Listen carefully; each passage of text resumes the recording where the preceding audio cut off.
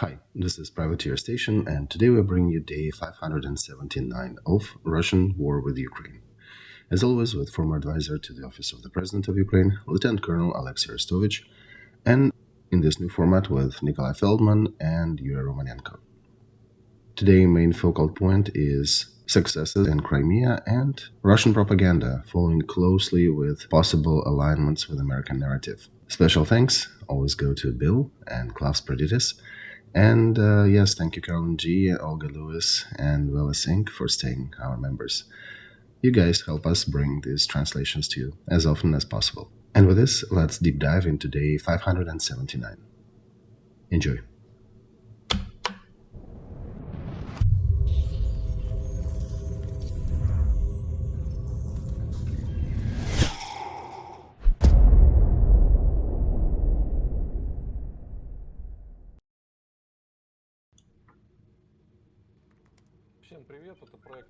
Hello everybody, this is Project Alpha. My name is Nikolai Feldman. We're starting a live stream, our war diary with Alexey Arestovych. Streams are happening at Alexey's channel, on my channel, here at Alpha&Omega, and Yuri Romanenko also streams live as well. Both Yuri and Alexey have joined us, and good evening, gentlemen. Hello. Hello, everybody. A very results-rich weekend occurred, right? And we did not go live on Saturday, so let's go into details of what was happening. I suggest we focus on this first, our successes on the southern direction. Ukrainian military basically have beheaded Russian Black Sea fleet, not only destroying their command outpost, but also surprisingly destroying the commander of the whole Black Sea fleet with it. In this, I would like to ask your opinion, Alexey, as the military observer, as the expert in these questions. Tell us how difficult it is when such detachment as Black Sea Fleet, such group, is getting beheaded. Well, to name it properly, this is an operative group of Russian fleet, and I would not rush to announce that the commander of Black Sea Fleet is killed. Despite that our special services having already announced that, I would actually wait a little more, because we have not yet confirmation from the other side, and I don't want us to find ourselves later discovering that he is somewhat alive, and people saying that we, again, announced things before prematurely. Regardless of that, the success of this hit was interesting, and we did destroy a bunch of property and a lot of high-level officers. And if you note the beauty of the elegance of that game, a few days before that, we destroyed their backup facility, backup building, with the working shift that was there, and they did not find anything better than move all the operations to the main facility and get 2 missiles into that building just a couple days later. And they're naming different numbers, but I would say at this point, the number of high-level officers that were killed in this attack, they are carriers of certain knowledge and expertise, regardless of how dumb they are. Maybe personally, they still provide certain value to the organization, to the Black Sea Fleet. And their operative capability consists of 2 different things. It's those officers and also the facilities. Now they don't have officers and they don't have facilities. So we'll be seeing the effect unfolding during the next few months, but the main problem remains they cannot just take a bunch of officers from other fleets and bring them to the Black Sea, because these officers, they already knew their theater, they knew their equipment, they knew everything. So first of all, it's that. It's also a symbolic capital that we did make such a strike.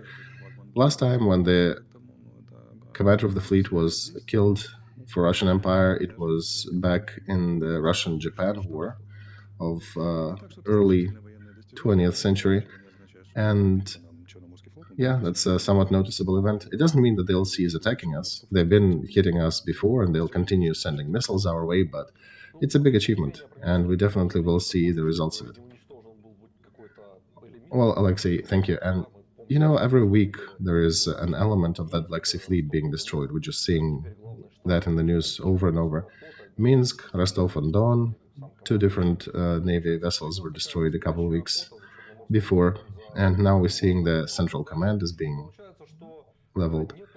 So it seems like this is one of the most dangerous positions in Russian army to serve in the Black Sea Fleet. Well, not only in the fleet, yes, probably, but it's just as dangerous for them to serve near Bakhmut or Mariinka or anywhere there. But I once again will reiterate, Black Sea Fleet Command is within the operative depth of military action, because usual depth is about 600 kilometers from the front, and we played a very elegant operation. We destroyed their aerial defense umbrella, then we destroyed their backup system, backup command post, and then destroyed the main one. And we're seeing that now other different interesting elements are being destroyed as well, because our missiles can reach their targets much better. So we will see more unfolding. And by the way, you can see that when they try to put fires there at the main center, it's not so easy because they already poured water. There are a lot of documents destroyed, a lot of computers destroyed. So moving all that to a new command outpost will be a big task. It's not simple.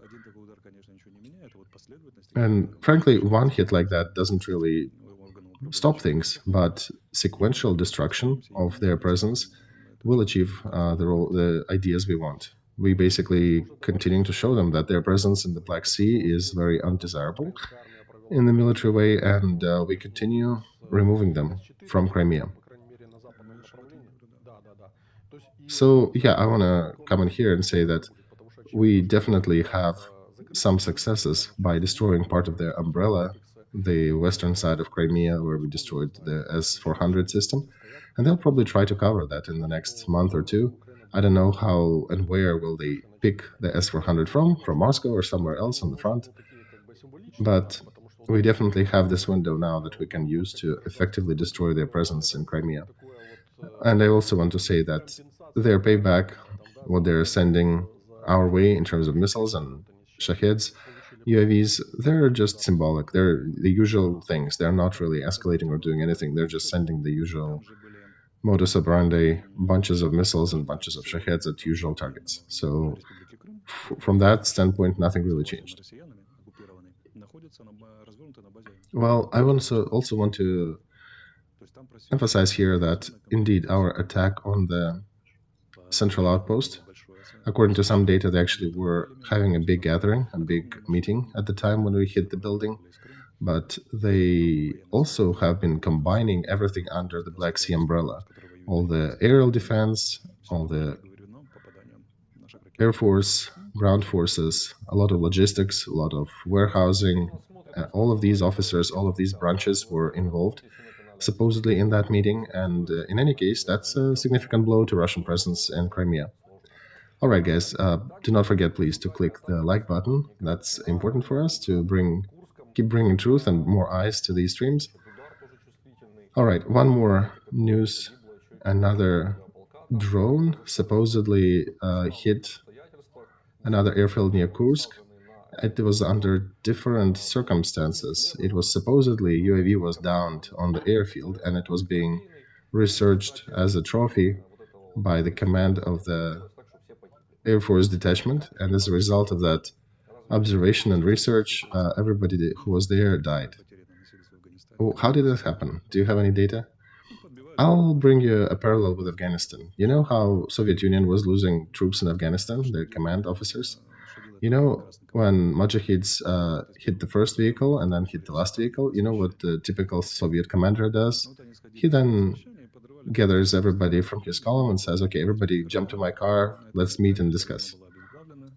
And then they of course, destroy that machine, and they destroy all the officers. And then the column doesn't have any commander, and it can barely survive or continue holding on to remainders of their vehicles, and then Red Army needs to send something else to rescue them. So one of the points is that very often the commanders know that if they are not present in person, somebody will rat on them to the upper echelon saying he was not present when all this incident happened. So in this case, the commander of detachment died probably because he just wanted to be there in person, to take that screwdriver and touch on that UAV. And I suspect, I don't know if the communication was still on with the UAV, if it was part of operation or something went wrong for them. But yeah, he went to be there in person and he was there in person. So him and a few others also got killed. Also in Kursk, FSB building was attacked. Yeah, and they're saying airfield too. Yeah, the airfield, that's the one we're just discussing. FSB is the second target. So we know that Ukraine, one way or another, is getting more and more capabilities to use long-range tools such as ATACMS and others. Can we change or start looking for more legal targets on the territory of Russia? Which targets actually fall under the legal group? Actually, any targets that can provide or support military action on the territory of Ukraine, regardless of their presence in Ukraine occupied or in Russia. And we do have a lot of targets here in Ukraine too, on the occupied territories. And according to what I've heard, we are being given ATACMS with cassette type munitions, cluster type munitions. So these are the ones that are very effective in destroying Russian presence in the airfields, Russian groups further out.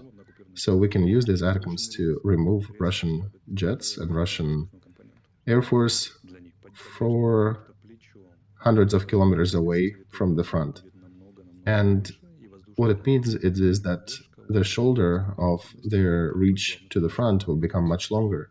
So their response time will increase. And this is one of their actual advantages, that they are capable to scramble their jets as soon as they want to. So we can push them further out and change the situation in the skies. Let's take a look at the map. Yeah, sure, let's do. Let's take a look at Robotino. Russian command was hoping that they took some active measures and effective measures to stop our counteroffensive. And you can see from the east side, don't move them on the map. So see the little red protrusion on the right? They tried to cut our territory that we occupied, but they failed to, and they actually had to roll back a little. So we're still holding what we captured. And then near Novoprokopovka, according to some of their commentary, we already have it under fire control, the one on the 7 o'clock of that blue area. And according to others, they even already started to claim that Ukraine already captured it. And that's on the Russian side. That's what they're reporting. So I would still be careful. I wouldn't jump too far and say that we already have it, but we are slowly grinding them and moving forward. And the two main pushes are now between Novoprokopovka and Verbovoye. Now you can see there are two different protrusions. That means we are expanding the front line, and it makes it more difficult for them to defend. You can see near Verbovoye on the right, we already crossed the first line of their defense, that black line, and we're getting through the second. And in Novoprokopovka, we walked through the first already, and we're getting to the second. They keep digging, they're continuing to try to fortify their positions, but we understand that trenches do not defend themselves. It's people whom they'll need to have in order to defend that area. Even anti-tank fortification is a difficult one to cross without people, but it's probable. They become a serious obstacle only if there are troops fighting for it. So they're running out of these troops. 810 brigade of their paratroops, they've been destroyed near Mariupol once. Now they're actually withdrawing it again to try to rotate it and replenish. Last time they barely managed to get enough people to staff it. So my resume here, they failed by throwing reserves to stop our motion. We continue to move south and sideways. So there were mentions that near Chertovata they're digging a new line, new trenches. Right, what else do they have to do? But the question is, yeah, you can dig a lot, but who will be defending that? All right, let's go further to Kleshcheevka, where we move further to the Eastern Front. Yeah, we have some actions here, exactly here, near Заветное желание, the Sacred Wish settlement, and they brought a few troops here. You can see on the left and on the right flanks from our blue protrusion. These all are fights on the land where we're trying to cull their counteroffensive, trying to push us back.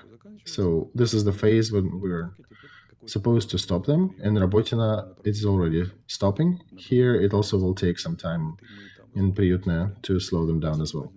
And I think we'll continue our push there also. So all the actions of Russian command by throwing troops from the east to the south are still not succeeding in the main goals that they set in front of them. Now, near Mariinka and Avdiivka, still fighting, not much changes of the front line. I have to remind that not much changes in the front line means very hard fighting, and we're holding positions, and they're trying to capture them. They dropped a few reserves here near Avdiivka from so-called Lugansk and Donetsk republics, so-called army of those so-called republics are trying to attack, trying to recapture that blue area that we captured. Yeah, you can see that tank detachment and so-called People's Militia of Donetsk Republic, also known as Somali Detachment, their name, not mine, and they're trying to cancel our captures, whatever we liberated here, the blue line, they're trying to push us back, and they have no success. But it's very intense. Now let's go further north to Bakhmut, New York, Zalesny, Kleshcheevka, Andreevka, yes, these ones. Okay, so Kleshcheevka and Andreevka, our troops managed to hold, and we actually repelled Russian counterattacks on these villages. On Kurdyumovka, it's a little more difficult. We're still fighting for it. There is heavy fighting in that part, and it's the phase when Russian command, by throwing more reserves, they're trying to take back what we have captured previously from them. So far, they're not exactly succeeding, because our troops and our command are taking certain measures without going into details of it to not uncover what we shouldn't, but we're basically precluding them from actually reclaiming that area. And there's a lot of fighting to the north of Bakhmut on the whole front, and we have the line Svatovo-Kremenная. You can see a lot of arrows here, that's Sibranskaya forestry. To the north of Belogorovka, they're trying to move towards Yampol. At 8 o'clock, you can see a lot of red arrows, and we're pushing back. So yeah, this is a somewhat difficult zone where they cannot really move too far, and we push back. And they still want to go ultimately towards Kupinsk. You can see those red arrows up top near Kupinsk, but this is on the level of tactical motion. So that's, in brief, situation of the current front. Guys, once again, a reminder to please click the like button. It's important for us to continue bringing that knowledge, sharing it with those who need to see that. Now, next point is a visit of Vladimir Zelensky to United States. We'll start with, how is it in New York? It's cold. It's only 15 degrees Celsius. It's rainy. We figured you're wearing some jacket. Yeah, it is cold. So there's a lot of different commentary as a result of his visit. We have seen your interview with Golovanov, and if somebody haven't seen it, we suggest probably watch that, where you talk in depth about the successes and issues of that visit. But there were definitely some good successes in terms of ATACMS being promised. Right, they met Kissinger, they met with him, and there was a good statement about joint production of arms with the United States. Another important moment, I think Ukraine Pravda published that, is that from Washington we got a list of reforms that Ukraine would be smart to implement, and it's interesting that these reforms are tied to a certain time frame, month, 2 months, year, half a year, and it's a 5-page document of tasks and wishes from our dear Washington management, as some people are saying. So, what do people on that hill want us to do? Yuri, we need to understand certain things. Right now, America is forming its budget. In December, they'll be voting for a general aid to Ukraine, about 24 billion of it. And to speak politically, there are a lot of different opinions about this amount and how it should be and if it should be given. There is president with his party, with his group, that are of a certain opinion in his position, but there are statements made on the American side that are very well fitting with American election process. And each of the sides, they're very different. Republicans and Democrats, very often they are not really understanding each other well, if not to say that they're at arms with each other. And their trends are roughly as follows. There are Republicans, the part of them who have announced impeachment to Biden. They're drawing direct parallels with Afghanistan. Their grand narrative sounds like this: that this is a chronic disease of Democrats and Biden's administration in the United States to dump money and write them off into nothing, using war times, using fog of war. See what they've been doing in Afghanistan and how did we end there, and now it's Ukraine. And we also know that Biden's son was involved with Ukraine with some corruption schemes, Burisma and etc. So this is a very convenient way for them to torpedo Biden and Democrats. Not that they're against Ukraine. Democrats have a different story. Part of them are saying that Americans should strike peace or force Ukraine to strike peace with Russia. And I like talking to taxi drivers here to do the measurement, take the measure of the attitude. And it's interesting, the grand narrative is, it's enough fighting, let's strike peace. I'm curious, I'm asking what options do they suggest, do they see, and they don't have any details. They just have a general understanding that it would be nice to have peace. So President Zelensky has a very stern position that I'm not eager to talk to Russia until at least one of their soldiers is on the occupied territory. And if you will not be supporting Ukraine, you will have to support NATO and Poland, and it'll be your soldiers dying because Putin will not stop here. And he has a legit answer in regards to fighting corruption. He is saying that corruption is now on the level to treason and is punished severely, so we are taking measures against corruption. Americans also have questions about a certain bureaucracy that needs to surround corruption, a certain oversight that needs to happen. And as a result, Americans are appointing 2 auditors. And Pritzker actually has a family link to Ukraine. They're part of one of the richest families in the world, but she has Ukraine roots. And she's one of the main auditors for the civilian money that are coming to developing Ukraine and civilian infrastructure. I understand this is money that's also coming to Ukraine now, all those monies as well. And these are very high-level professionals who will be watchdogs over American money in Ukraine. So it is curious to see what share of that action is inspired by our actions in Ukraine, or lack thereof, and what share is inspired by American election campaign. But I suspect there is no clear answer for that, but I suspect there's a big role played by American election campaign because they are having a lot of issues to each other. It could have been a working process. What I mean is that all these audits and everything, it could have been a very working process with us. It could have been any country instead of Ukraine, and they would not really care more because it's an election time, and they're taking possibly right decisions, but with a lot of clatter, a lot of clang to bring more attention to that, because it's a viable political agenda at the year of elections. So here for us, we need to be very wise in teetering our line here.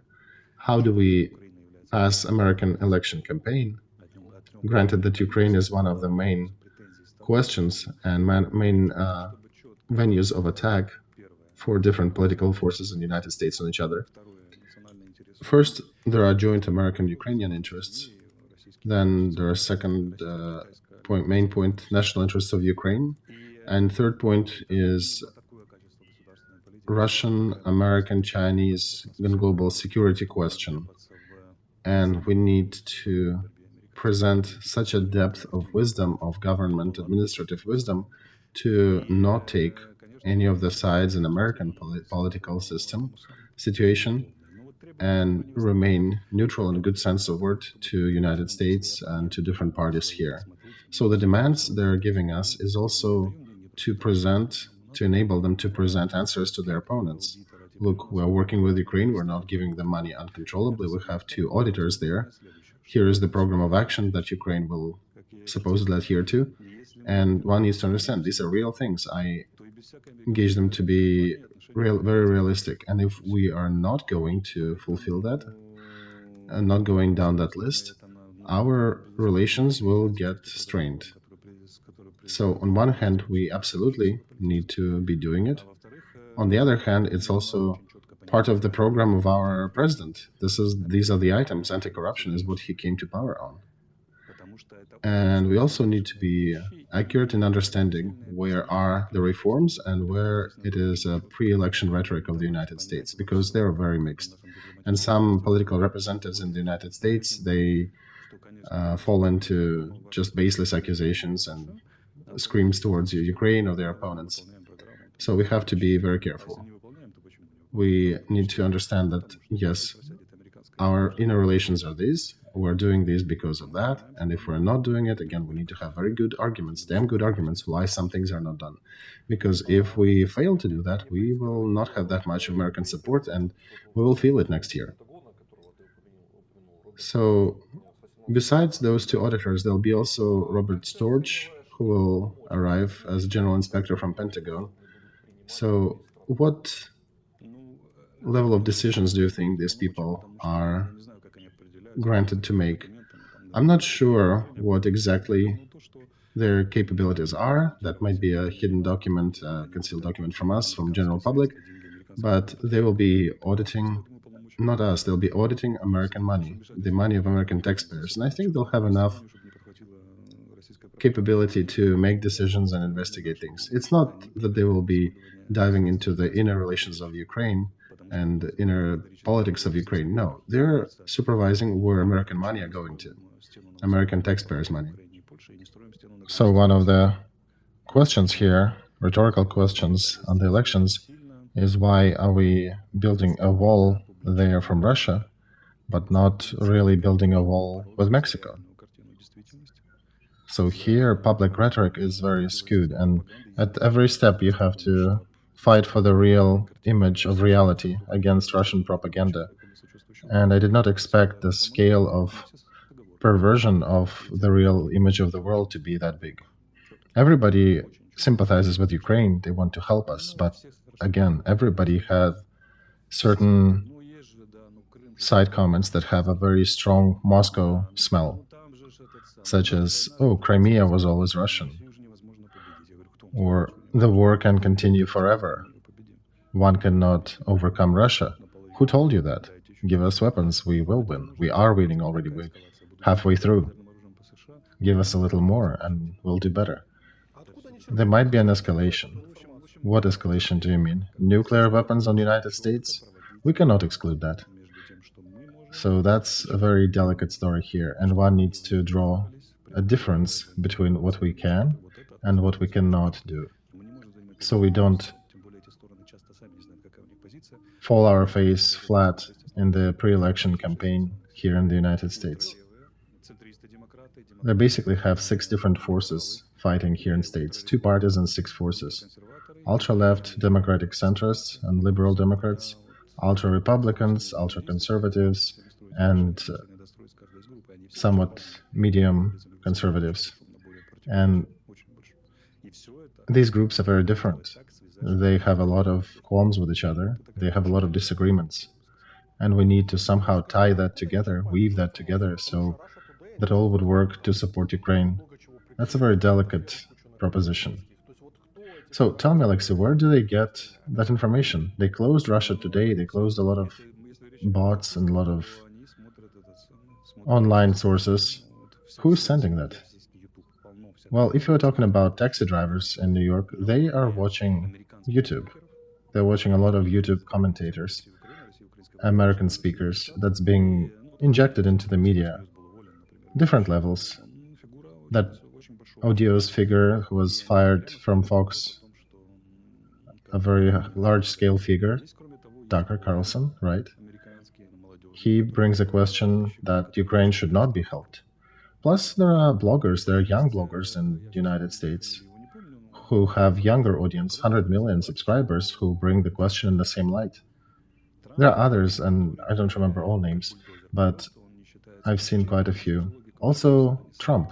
He is following the rhetoric like a bulldozer. He doesn't really care about commentary and everything. He just follows with a certain criticism. And as Americans are saying, it doesn't matter who is in power. The other party would be criticizing what they're doing. So if the roles reversed, the other party would be criticizing them. Situation is also very hot here because they at least do not really like each other in terms of parties. And we also have, remember, BLM last couple of years and many other issues.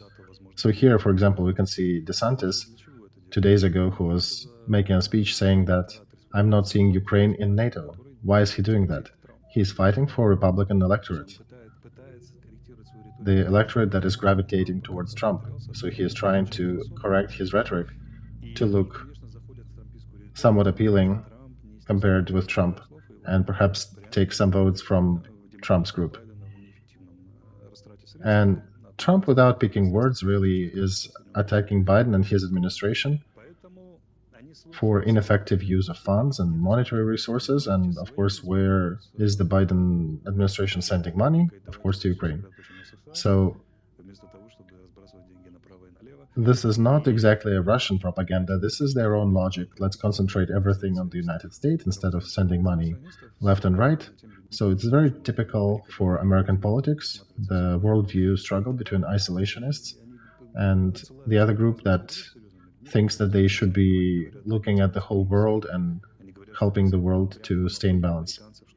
So when you start bringing that up and start discussing with them, they bring back even Wilson back in the day, the First World War, when he deceived Americans to make sure that they actually engaged in a First World War. America did not want to go there and should not have been participating in the First World War.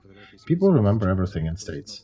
They have all the written archives, they bring pictures from their family members from the 19th century, written history during the last 200 years plus. America is 230 years old and they keep their records. They bring and discuss a lot of matters that were discussed 100 years ago at school and universities. So they're looking at the whole level, a whole question of American relations with the world. And it's not a Ukrainian story, it's inner American story. Ukraine is just one of the arguments, but they're arguing with each other about that position. And when they're saying Russia and Ukraine in their rhetoric, it's not because they listen to Solovyov and his propaganda in Russia. It's because their own isolationist views are very strong right now. And it is just coinciding or parallel narratives.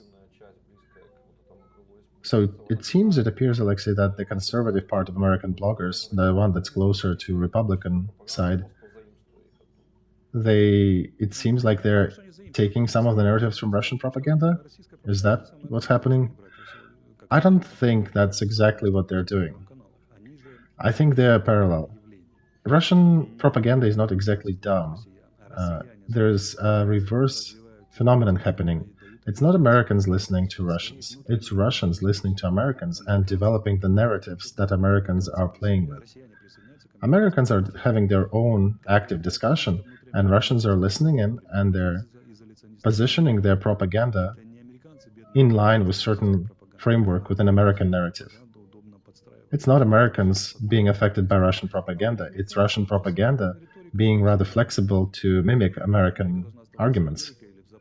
And they have a very similar rhetoric here in States. They've had them for years, for hundreds of years. Should America stay in the Western Hemisphere? Should it be looking into Europe? Should it be looking into Asia?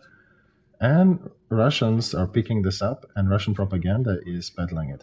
We hear that as very coinciding, very parallel narratives, and very often they can be mixed. Even I, in my first sentence, misspoke when I said that Russian propaganda is driving some of the American viewpoints. It isn't.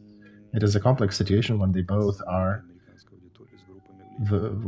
very parallel to each other. And one needs to work with American influence groups, and one needs to work with all 6 groups of power. There are different keys, different approaches. You need to speak differently to send the message through, to communicate your message through. And I am being here is feeling how different they are. It's the feeling when you talk to them that they are not just different countries, different universes. And what is characteristic, all of them are generally supportive of Ukraine. So that gives us a very good lever to work with that situation. They have a certain agreement on the meta level. And when I ask them, please name the arguments that work with your audience, I have a whole list here on the telephone that I was writing down all different arguments that they name. But I want to say we have even better arguments than the ones they name in favor of Ukraine. But they're not being communicated to the audience, unfortunately. Neither to them nor to the audience. They operate with arguments that were actual for the beginning of 2022. And we already have others. We have better ones. But this is a huge area of work. We underestimate the power of words and the power of emotional experience. Very often, the person who seems to be very well informed from different sides, at least if he is thinking, he starts thinking, and when you provide 1, 2, 3, 4, 5 different facts, factual support of different events, they start changing their view. And this is important. This is an important piece of diplomacy. That public diplomacy is very important, and we will have to continue fighting for that, because this is a viewpoint that becomes politics eventually. This is a very fragile thing and very manageable thing,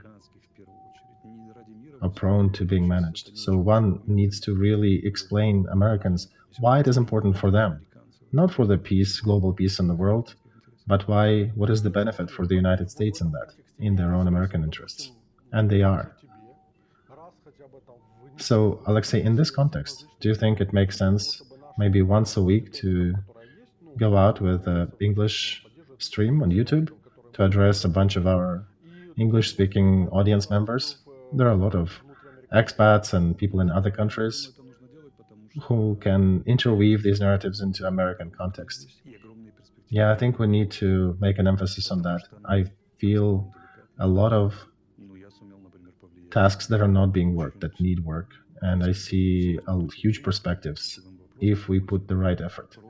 Because just being here and communicating with people for a couple hours, logically explaining, taking a lot of objections off the table and addressing them, and why we're doing this and not doing that. For example, there are people who are for peace with Russia. They're from a certain think tank. And they're saying, why do you care? 4 regions, big deal.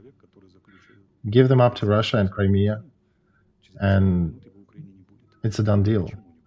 And I'm telling them, guys, one politician, any politician in Ukraine who will even speak about that will be out of Ukraine in 10 minutes. Why, they ask?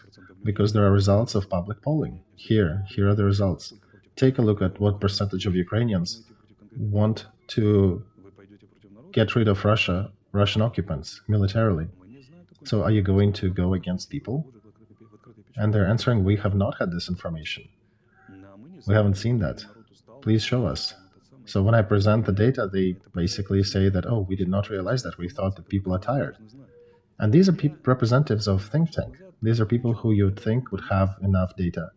I can make a step out of this, step back.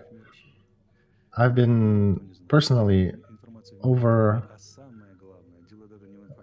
emphasizing and probably exaggerating the level of information that higher echelons of power have.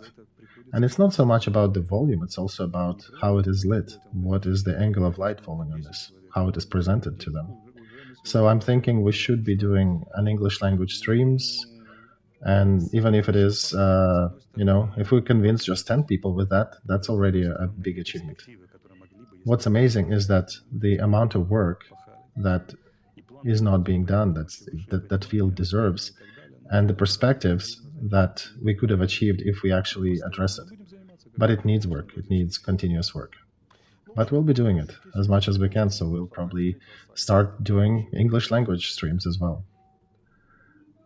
So you guys got the message that Zelensky met with Kissinger not for naught, right?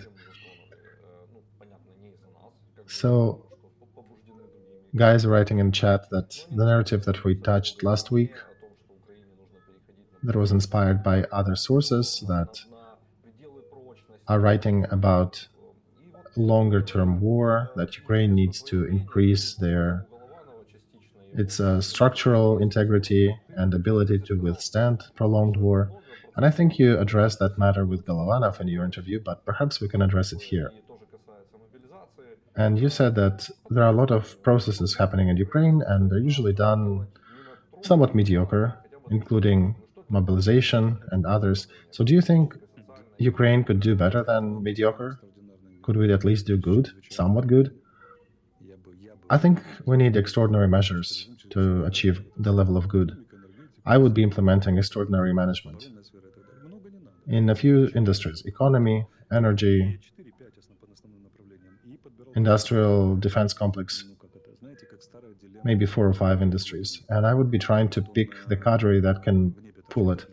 Remember an old dilemma that Antoine de Saint-Exupéry posed back in the day? He was flying his plane high up in the sky, and he was thinking what it would take to make sure that their machine guns would stop freezing at a certain altitude because of the temperature. He is thinking, well, it's not minister, it's not prime minister, it's not a general who can change that. All it takes is really just put the right oil in the gun. So maybe all you need to really call upon one sergeant, give him any level of support that he needs, but make sure that a month later all machine guns would stop freezing. And he was hopeful that that might have been worked. It's also very controversial to remember Stalin in this Ukrainian context, but I would remind here that when Stalin wanted to increase the production of his tank factory from 100 to 150%, this task was unsolvable in usual framework. So he would call upon a director and say, hey, we moved your factory over there. It's out there in the wood, in the field somewhere. You only have teenagers and women to work on this factory. So I don't know how you'll do it, but you'll have to produce 150% a month later. And they would probably execute 20. I'm not talking about executing anybody, but it's a Stalin framework from history. But there was always 21st who managed somehow to get this factory working at 150%. So we need to find a lot of good cadre. We need to kind of go to the gold sifting mode, when we need to sift through a lot of sand to find those specks of gold and use them in our industry. We need to be able to fire people fast if they're failing. We're tremendously slow at firing people. But this should allow us to create a group of managers. It doesn't matter what education, what experience they have. Could be from private business, could be from government. It doesn't matter. But those people who manage to execute the task, manage to deliver, and very quickly to fire those who can't and try new ones. Because that's important. Without the mode of extraordinary management, we will have a lot of issues. So that's my point of view. All right, let's also comment the Polish question. Let's probably close that topic with this discussion. Poland is implementing 2 grain corridors on its territory. Andrzej Duda, president of Poland, made that statement. He said that this will be a transit export, and he says that it's difficult for Polish government to not continue embargo and to follow the order of European Union, but they have to do it. So that decision that Poland made, we could have reached other ways, by other means, right? So it realized only after the scandal, after Eurocommission was forcing the sides to make certain decisions. So it seems like official Kiev was somewhat effective. So, you mean, Nikolai, that bringing that scandal in a public plane became effective? I think we're in a situation now. I wish I was smart, as my wife will be smart tomorrow, or in the hindsight. I don't think that, and again, I cannot exclude that bringing it to public sphere was a tool to solve it. It was. But I'm still of an opinion that it is not a good measure to solve questions. Because if one rewinds a couple steps backwards, what happened before it needed to be brought into public sphere? What happened? What made it important to bring it out to public sphere? It worked, right? But what led to that scandal being brought into the public? So that on the United Nations Tribune there would be a scandal between two neighboring countries, two sister countries, that are both interested in surviving and not being stifled by Russia. So that is my question. I understand it got resolved, but in general, why did it get to that level that we needed to bring it up?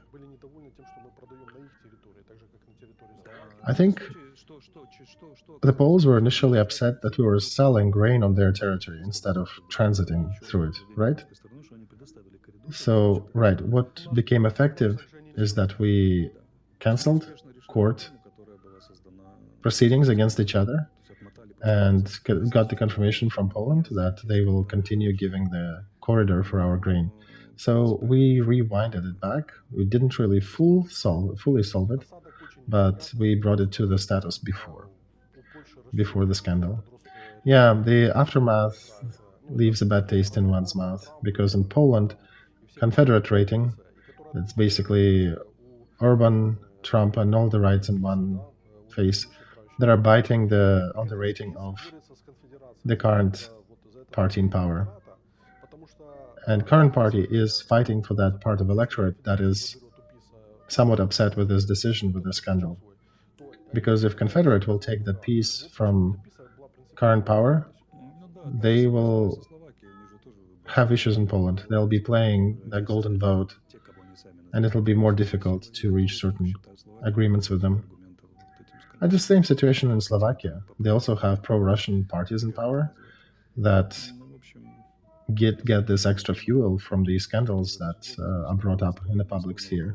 So I think we overestimated the curvature of a turn and we came into it speeding. I think they also made mistakes too, and they're facing the certain consequences. We are facing much harder consequences because we're a country at war. A few more missiles hit Crimea as we speak. Yeah, I see that there is air raid sirens live in Crimea, and we are seeing Shahed UAVs heading towards Ukraine. By the way, speaking of missile attacks, here's a picture I wanted to bring. It's super important for people to see that, to understand how Russia can attack targets and territory of Ukraine. We're going back to Kramatorsk situation that some people brought up that there were two missiles sent by Ukraine and they hit Ukraine city. Here's a good example of different trajectories that entered our territory from Russia. These are the ones that hit Odessa seaport. You can see yellow and you can see red. By the way, there was also somebody who made a post saying that the command outpost in Crimea, the Black Sea command outpost, was also hit by a missile flying from southeast. So, according to Russian logic, Russians have shot their own command post.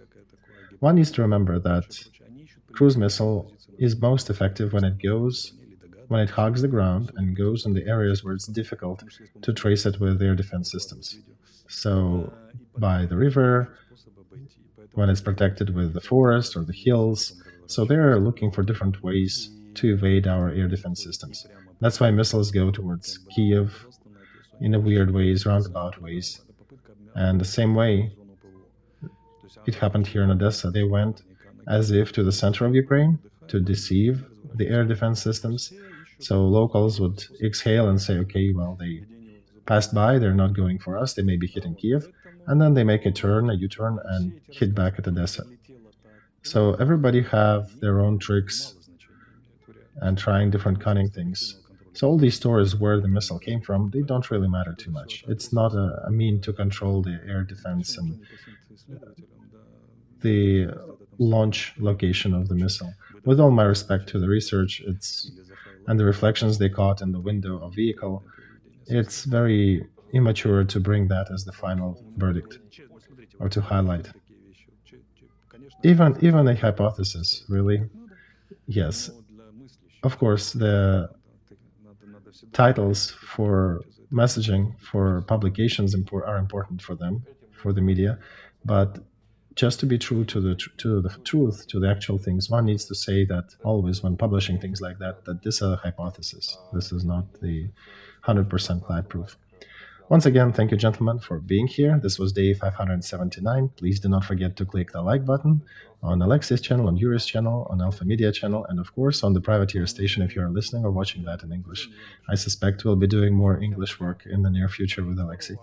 All right, have a good night.